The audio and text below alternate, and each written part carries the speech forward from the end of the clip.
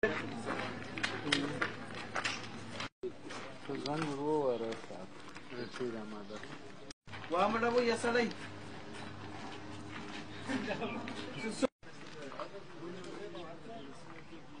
نوم احمد شاه دی، د پلار نوم یې جمعه خان دی. اصلي د بولدک یم.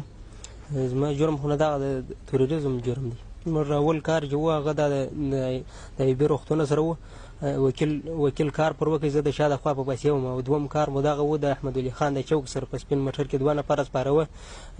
دغه ګران کار پر وکړ، زه د شا د خوا پسې وم. ما د توپنچې شاجور دلې شواس.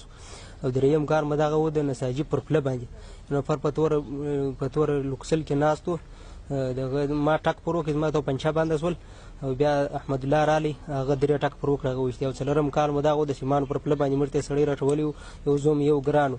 ول دلته و سړی راوځي، زه د ښیم باره بیا وویل ورول سمه ده. موږ د سیمانو د پله اخوا ته ناست و، د وریجو پر لیړۍ باندې. بارې چې ګران ته ټلیفون وکړ، وایي راځئ بالا. ګران در مخه و، زه په پسې وم.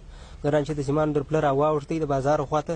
زه چې راوښتلم دا خوا ته سور موټر رالی، په ما کې موږ ته زه غدار شوم. باره د 12 او زه پولیسو ګرفتاره کړم. یا پیسې خو ما ته نه دي راکړي، یو واره 4 زره راکړي دي، بله واره 4 زره راکړي. په دا یوه کال کې زه ورسره سوی یم، دا د پروش کال د نښو رئیس. ول دا داسې جنتونه دي او داسې جهاد دی. مولوي سید احمد صاحب دی، د جبلانیا قاضي یم.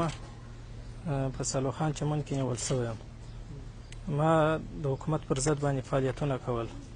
د هغو څخه 2 دنې وه چې موږ وکړه، هغه اسدالله او رفیع الله راسره وه. یو دانه هم په سلوخان چمن کې، یو دانه هم په شکاپور دروازه کې کړی دی. او بیا حکومت رالی، زه یې ونیولم. دا کسان چې تاسو ترور کړي دي یا ویشتلي دي، د دې په اړه تاسو څه ویل شوي چې دا څوک دي، څه کلا دي او باید ولې وولي؟ دا د حکومت خلک وه چې موږ وویشته. نو د هغه موږ ته پر دا ویل شوي چې دا د حکومت خلک چې دا ولی.